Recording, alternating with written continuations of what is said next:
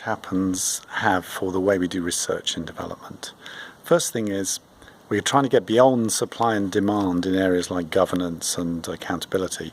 What would getting beyond supply and demand look like in research? What would it look like to go and ask unusual suspects, churches, faith organizations, communities, private sector, and say, okay, what do you want us to research about development? We're interested in actually getting people together and asking them. Critical junctures.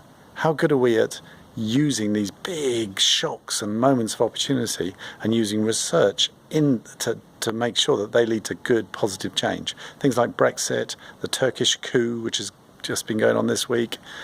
What's the role of research in responding to those well? Norms.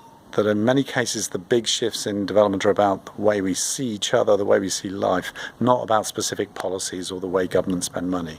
What's the role of research in understanding and shifting norms? I think it's very neglected in almost everything except there's a little bit of work on gender, but we could do much more. Precedents. That we need to understand what's worked in history and we need to understand what works already. Positive deviance, and yet research, very little research in development is around historical records or what's working now. And finally, feedback. If you assume in a complex system that you don't get it right first time, that you need to do course corrections, what does that mean in terms of how we publish?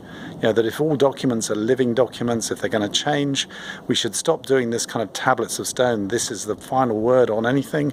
Everything is contingent, everything can be improved, including this blog.